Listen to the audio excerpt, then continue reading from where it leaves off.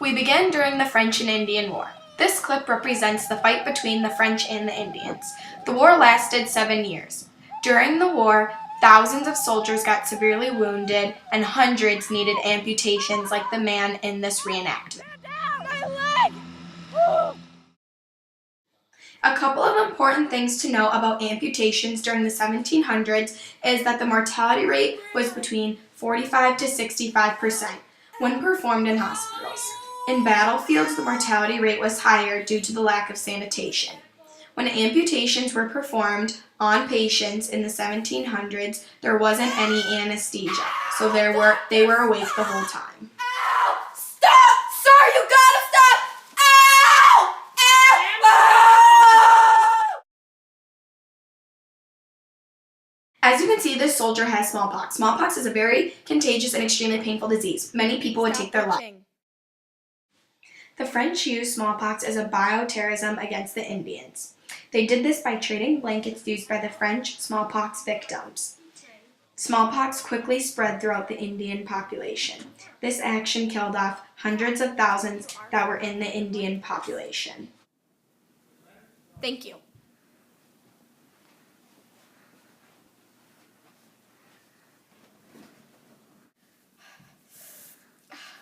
Why am I so itchy? Oh no. Oh no. What is happening? Just milking. Milking all the way. Just milking. Just milking. Milking all the way. Just milking.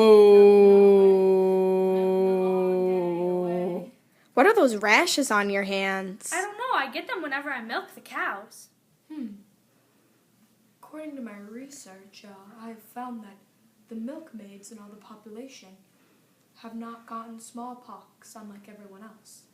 It must be because they build an immunity from cowpox, and then smallpox does not affect their system. I shall use this to create a vaccine.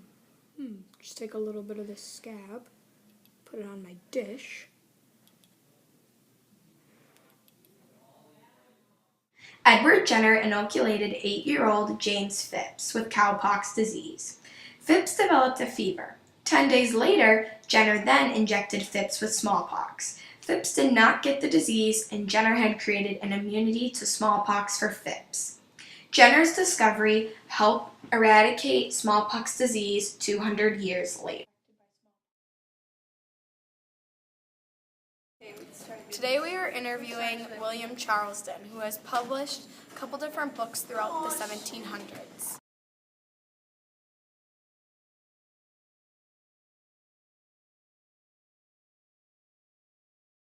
Hello, I published 2 important books, one being The Anatomy of the Human Body in 1713, and the other one being The Anatomy of Bones in 1733. Who do you find are reading these books? Definitely anatomy students. They've been using them for like a century. And are they reading these books to further their knowledge on the human body? It has furthered their knowledge extremely. Okay, and are they using this knowledge then to perform more advanced surgeries? Yes, very much so, and learning different types of surgeries.